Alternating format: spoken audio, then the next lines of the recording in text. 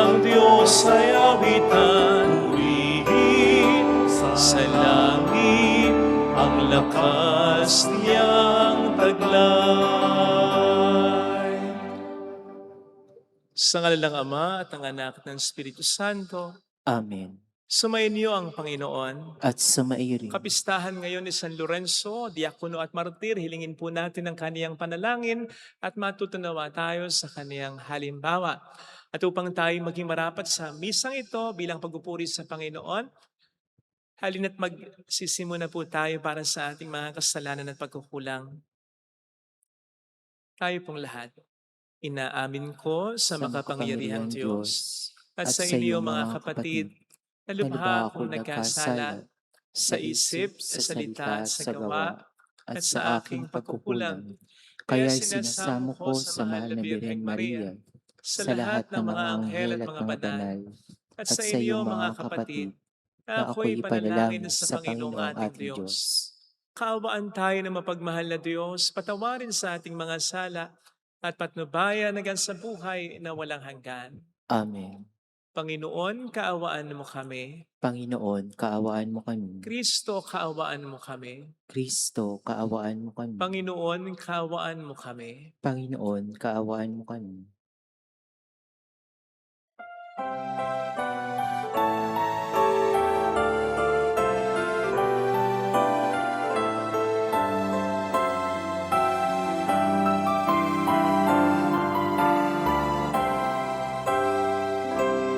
Luwalhati sa Diyos sa kaitaasan,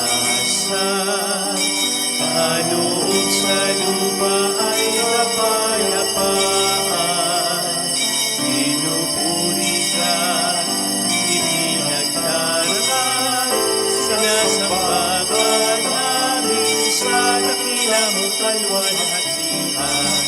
Panginoon naming Diyos, Hari ng langit, Amang makapangyarihan, Panginoong Jesucristo, buktong na anak ng Diyos, Kordero ng Ama.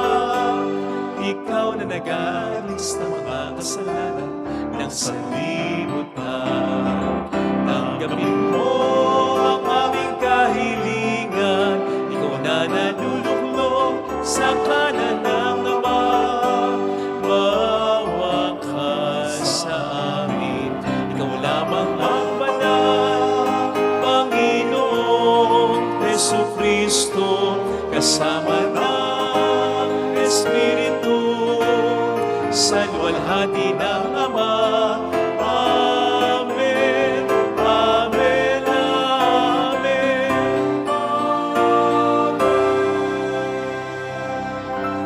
Yumuko tayo, maaaring ibulong sa Panginoon ang ating intensyon. Pagdasal natin ng ating bayan, naway maiadya ng Panginoon sa malakas na lindol. Pagdasal natin ang mga tumutulong sa ating simbahan. Pagdasal natin ang mga may sakit at ang mga nag-aalaga sa kanila. Ang mga nagpapamisa, mga kasama nating nagsisimba. Lalo na yung mga may problemang pinagdaraanan. Manalangin tayo. Ama naming makapangyarihan, sa alab ng iyong pag-ibig na kaloob, San Lorenzo ay natanyag sa paglilingkod at pagkamartir na tampok. Gawin mong mahalin namin ang kanyang minahal at maganap namin ang pagtupad ng tungkulin. Sa pagtupad ng tungkulin ang kanyang ipinangaral sa pamamagitan ni Jesucristo, kasama ang Espiritu Santo magpasa walang hanggan. Amen. Ang salita ng Diyos mula sa ikalawang sulat ni Apostol San Pablo sa mga taga-Korinto. Mga kapatid, ang naghahasik ng kakaunti ay mag-aani ng kakaunti, at ang naghahasik naman ng marami ay mag-aani ng marami. Ang bawat isa'y dapat magbigay ayon sa sariling pasya, maluwag sa loob at di napipilitan lamang, sapagkat ang ibig ng Diyos ay kusang pagkakaloob. Magagawa ng Diyos na pasaganain kayo sa lahat ng bagay, higit pa sa inyong pangangailangan, upang may magamit kayo sa pagkakawang gawa.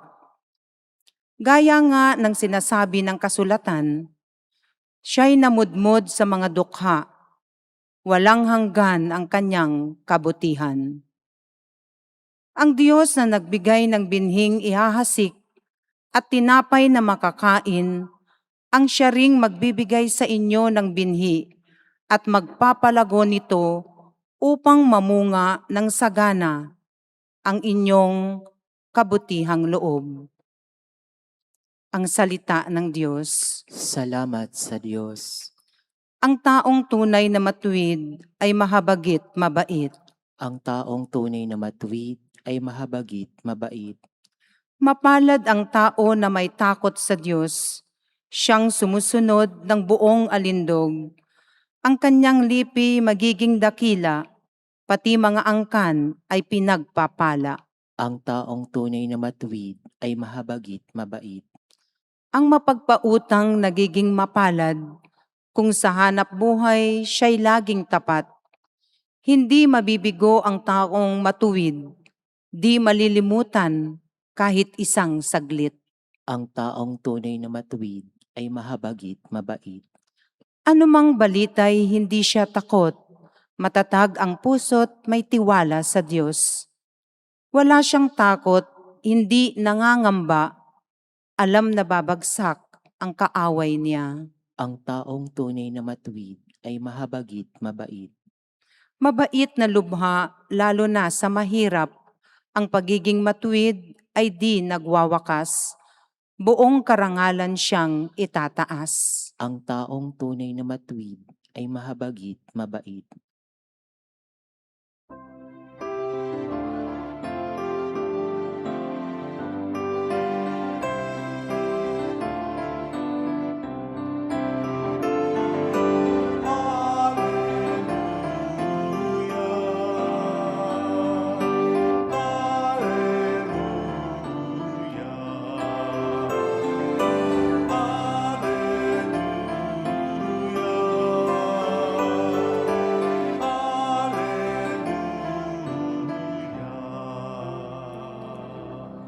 Sumayin niyo ang Panginoon. At sumaiyo rin. Ang mabuting balita ng Panginoon ayon kay San Juan.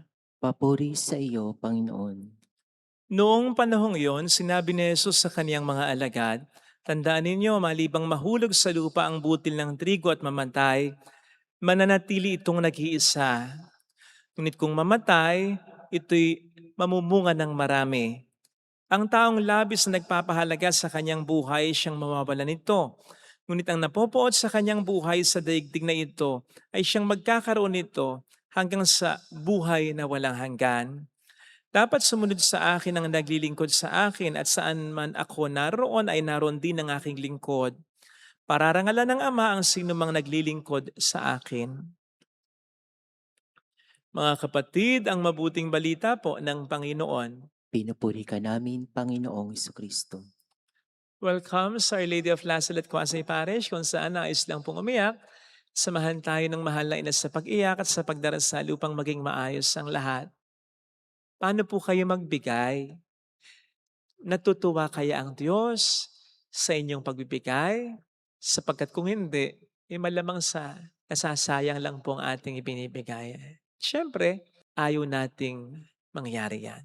Narinig po natin sa ating unang pagbasa na gusto ng Diyos, ibig ng Diyos, ay ang kusang pagkakaloob, o mas popular sa Ingles na God loves a cheerful giver. Notice that, hindi lang gusto ng Diyos na nagbibigay tayo.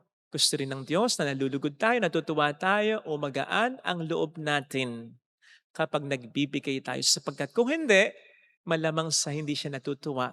Kahit paggaano kalaki, karami, kadakila ang ibinibigay natin.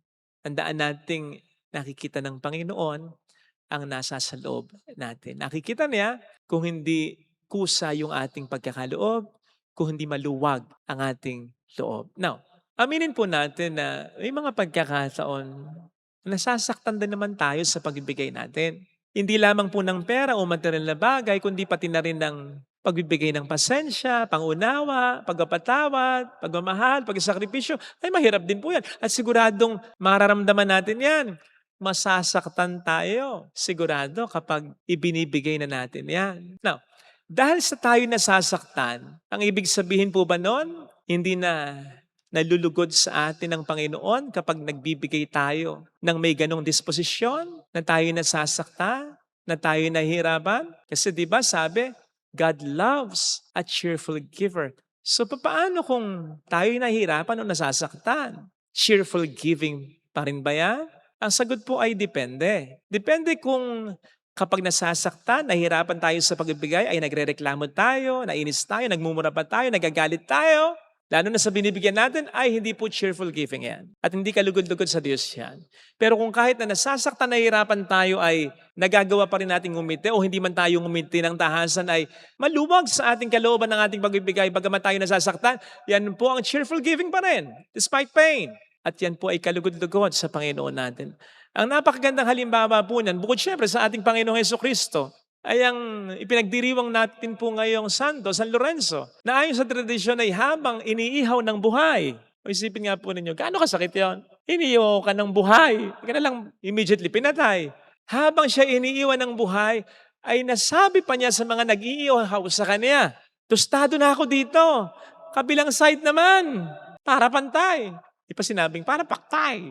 And he says us that without bitterness, without anger, but with love, as he offered his life wholeheartedly to God. So you see, pwede talagang pagsamahin ang sakit at kagalakan, ang hirap sa pagbibigay at luwag ng kalooban.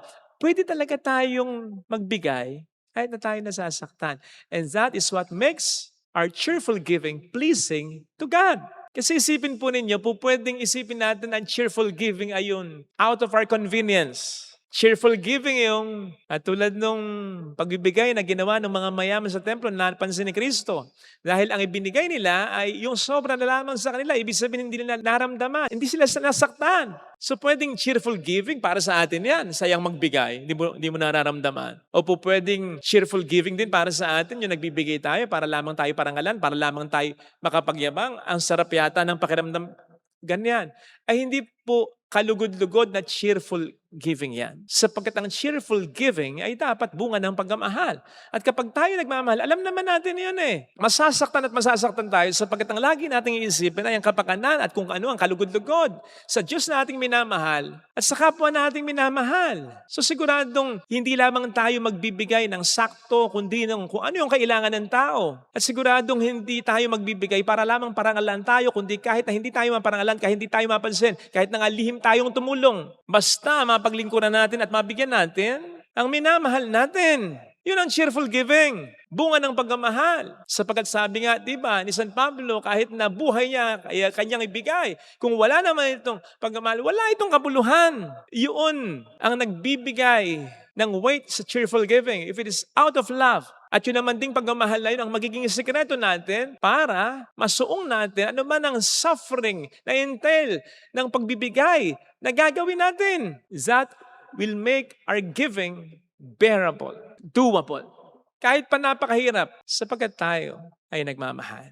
Magagawa na natin kahit mahirap, and at the same time, maluwag pa sa kalooban natin. Sapagkat ito ay bukhal sa loob natin. Ginagawa natin para sa minamahal natin.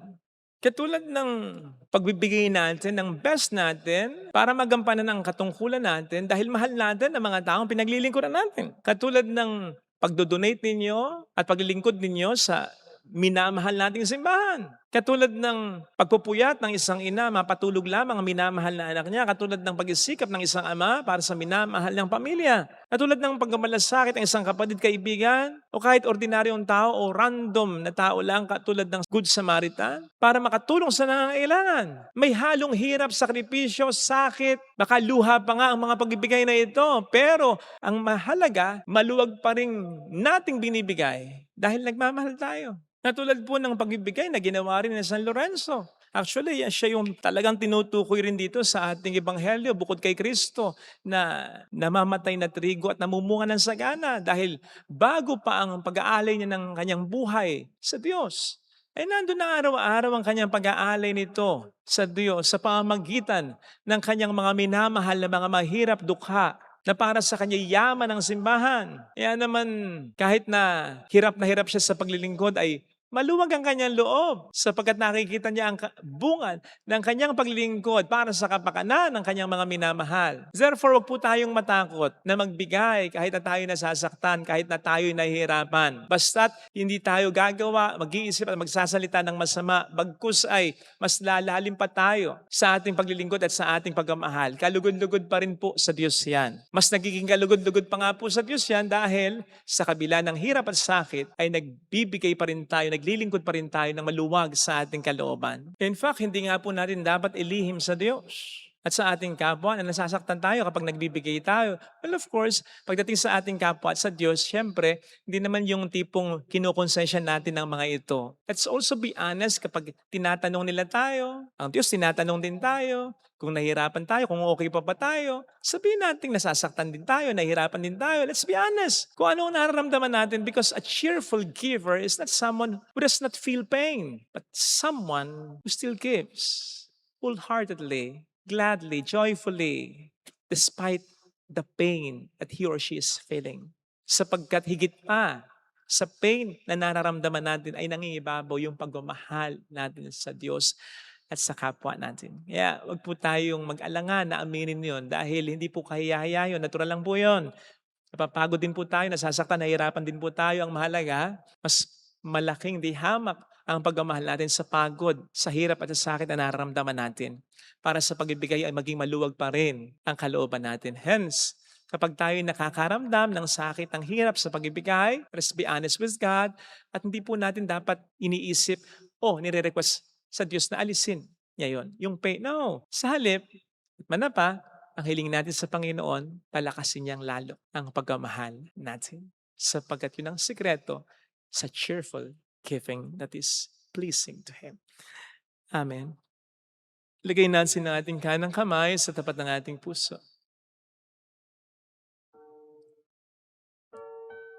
Awitin natin ang alam kong may magagawa ang Diyos.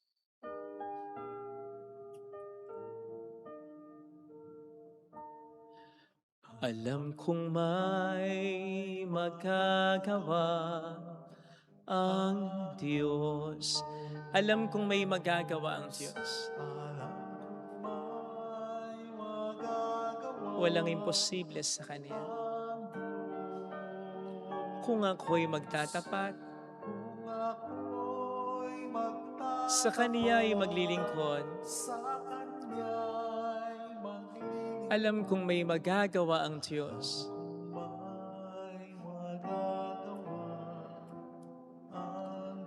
Alam kong di rin kinang Diyos ang samo ko, sapagkat anak niya ako, mahal niya ako. Alam kong di rin kinang Diyos ang samo ko, sapagkat alam niya ang pinagdaraanan ko. Kung ako'y magtatapat,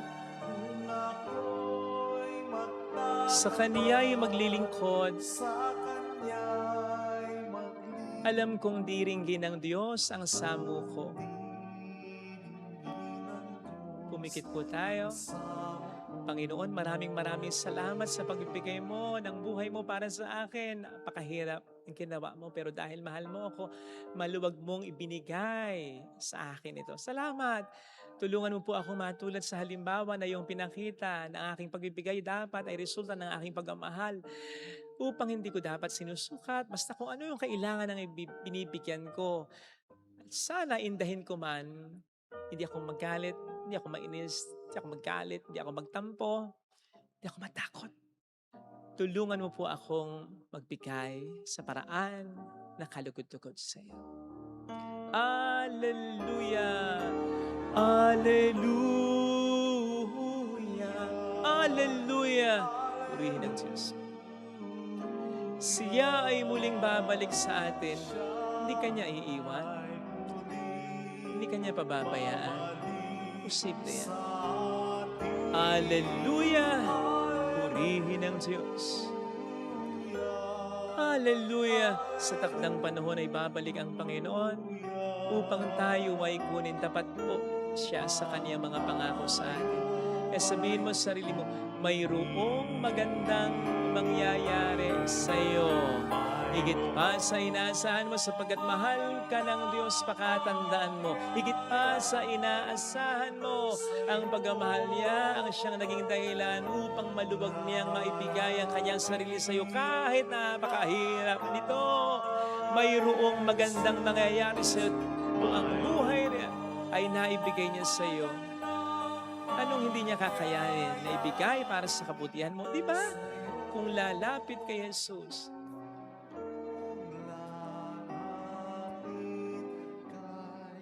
papuri sa Ama at sa Anak at sa Espiritu Santo, Kapara na sa sa unang-una, una-una, ngayon ngayong magpakailanman magpakailanman at at magpasawalang hanggan. Amen. Amen. Pag-aalay.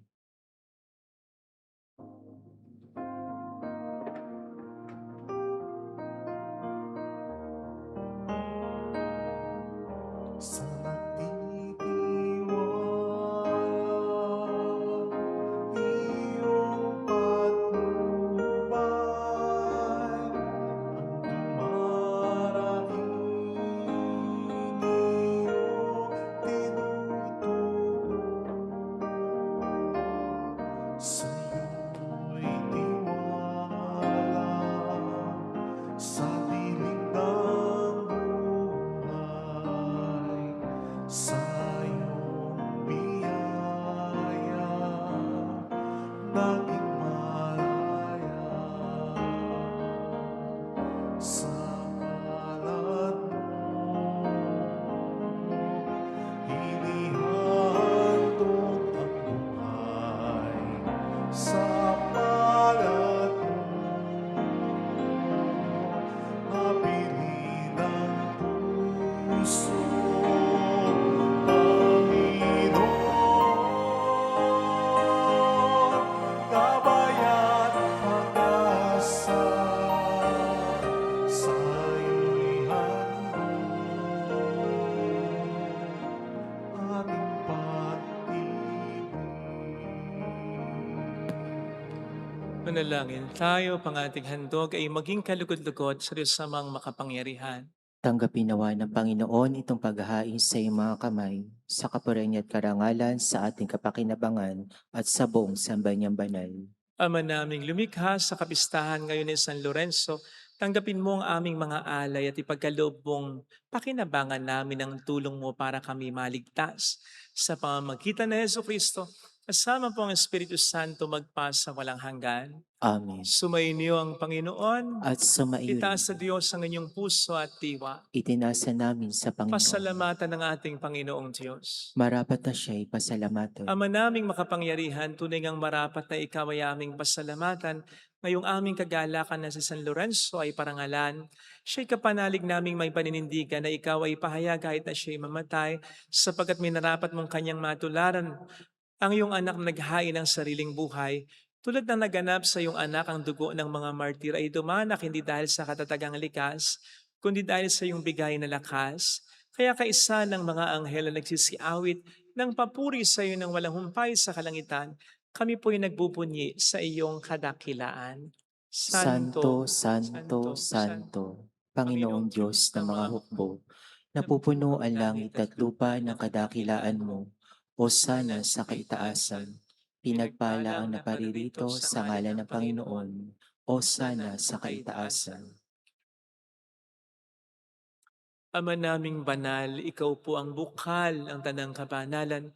Kaya't sa pamamagitan ng iyong Espiritu, gawin mo pong banal ang mga kaloob na ito, pang para sa amin ay maging katawan at dugo ng aming Panginoong Hesukristo. Bago niya pinagtiis ang kusang loob na maging handog, hinawakan niya ang tinapay, pinasalamatan kaniya, pinaghati-hati niya iyon, niabot sa kaniyang mga alagad at sinabi, "Tanggapin ninyong lahat ito at kanin. Ito ang aking katawan na ihahandog para sa inyo."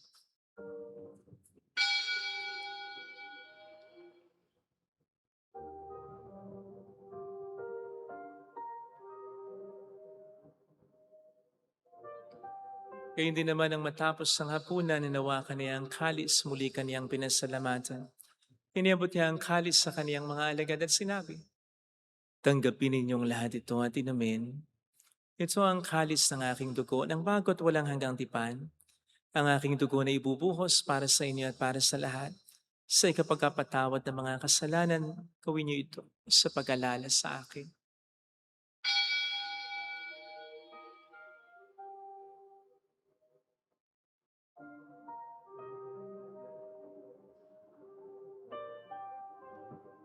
Ang misteryo ng ating pananampalataya, Si Kristo'y namatay, si si Kristo'y Kristo'y nabuhay, nabuhay, si si Kristo'y Kristo'y babalik babalik sa sa wakas wakas ng ng panahon. panahon. Ama, ginagawa namin ngayon ang pag-alaala sa pagkamatay at muling pagkabuhay ng iyong anak. Kaya inialay namin sa iyo ang tinapay ng buhay at ang kalis ng kaligtasan. Kami po'y nagpapasalamat dahil kami yung minarapat na tumayo sa harap mo para maglingkod sa iyo. Sinasamo namin kami na magsasalo sa katawan at dugo ni Kristo ay mabuklod sa pagkakaisa sa pamamagitan ng Espiritu Santo. Ama, lingapin mo ang iyong simbahang laganap sa buong daigdig. Puspusin mo po kami sa pag-ibig. Kaisa ni Leon na aming Papa, ni Dennis na aming Obispo at ang Tanang Kaparian. Alalahanin mo po ang mga kapatid naming nahimlay nang may pag-aasang sila'y muling mabubuhay, lalo na po ang aming mga ipagdarasal. Saglit nating alalahanin ang ating mga minamahal na yumao at pagdasal po natin ang mga ito.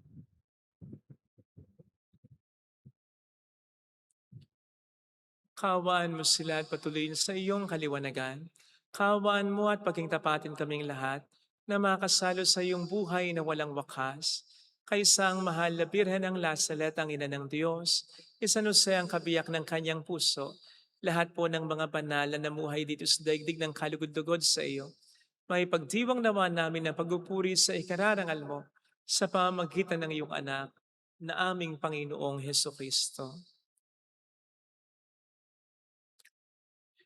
Sa pamagitan ni Kristo, kasama niya at sa Kanya, ang lahat ng parangal, papuri ay sa iyo, Diyos Amang makapangyarihan, kasamang Espiritu Santo, magpasawalang hanggan.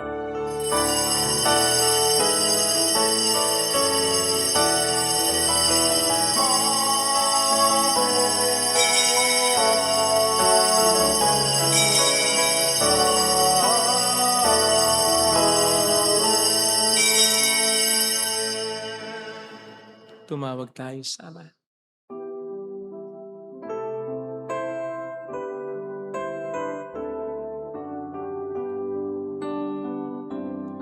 Ama namin, sumasalangit ka, sambahin ang ngalan mo, mapasa amin ang kaharian mo, sundin ang loob mo dito sa lupa para ng sa langit.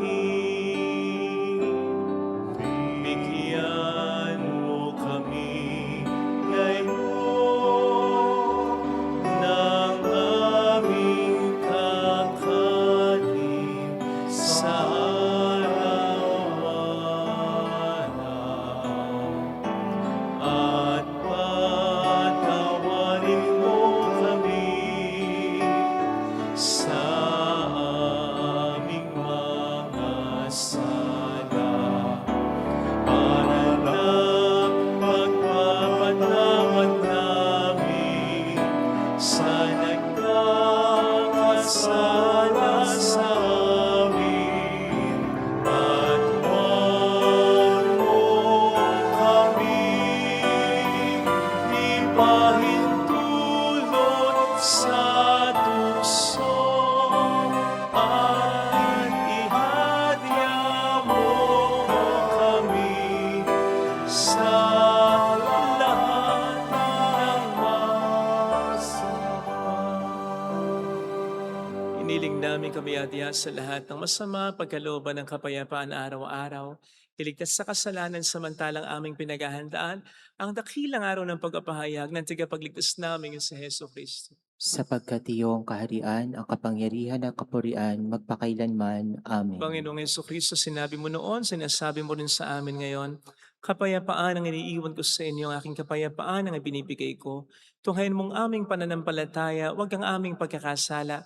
Pagkalooban mo kami ng kapayapaan at pagkakaisayon sa iyong kalooban, kasama ang Espiritu Santo magpasa walang hanggan. Amen. Ang kapayapaan ng Panginoon ay sumainyo nawang lahat. At sumaiyo rin. Magbigayan tayo ng kapayapaan sa isa't isa. Kapayapaan po. Peace be with you. Kapayapaan.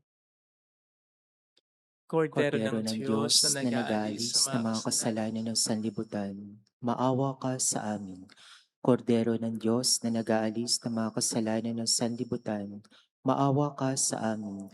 Kordero ng Diyos na nag-aalis ng mga kasalanan ng sanlibutan, ipagkaloob mo sa amin ang kapayapaan. Narito sa harap natin ng Panginoon ang ating buhay at kaligtasan. Mapapalad tayong inaanayahan. Panginoon, hindi ako karapat-dapat na magpatuloy sa iyo, ngunit sa isang salita mo lamang ay gagaling na ako.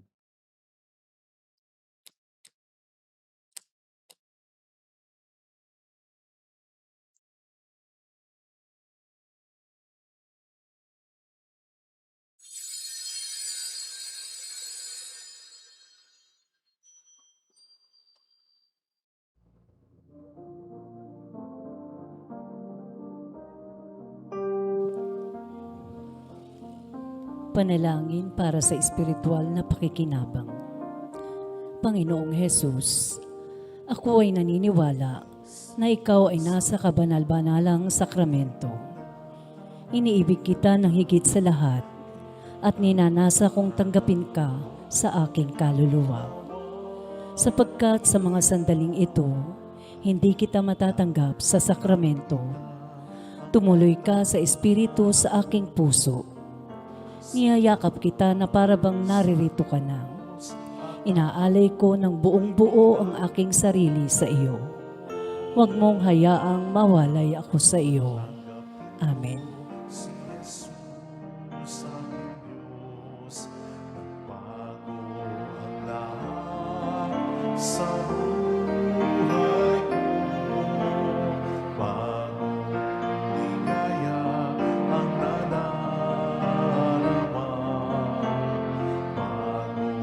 pag-asa ang nakikita.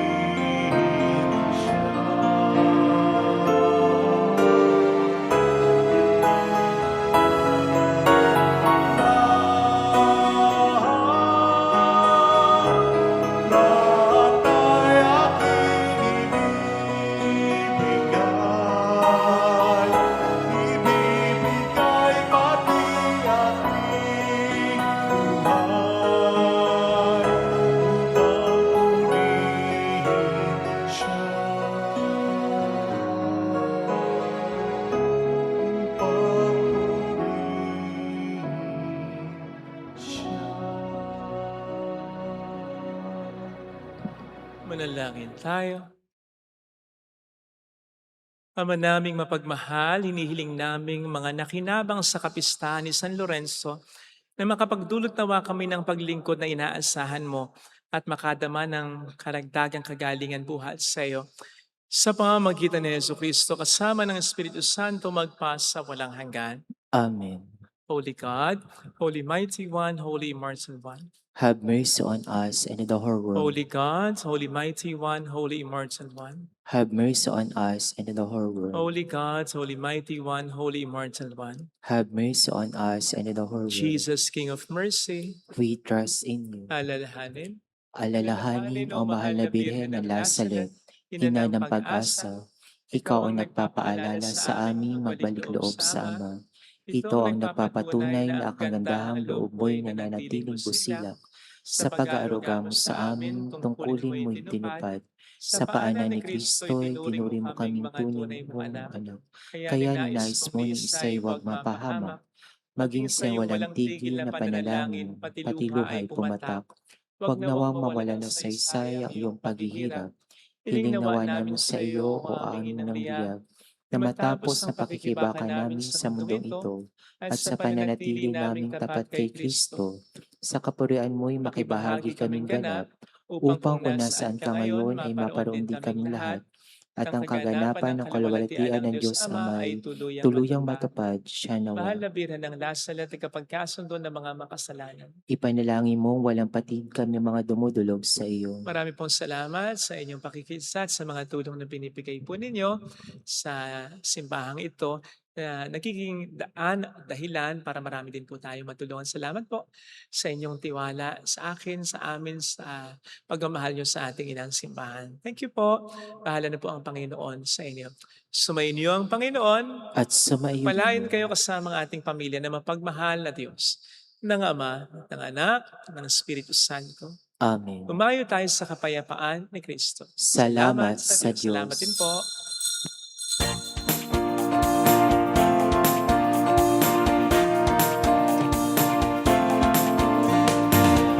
Mary, Mother of the Lord, Here is a prayer we sing to you. Let your tears sip in our minds and hearts as once they fell at Lazaret. Tell your people how to live again. Tell your people how to sing again. Tell your people how to dance again. Tell your people how to pray again. Mary, Mother of the Lord, here's a prayer we sing to you. Let your tears sip in our minds and hearts as once they fell at Lazaret.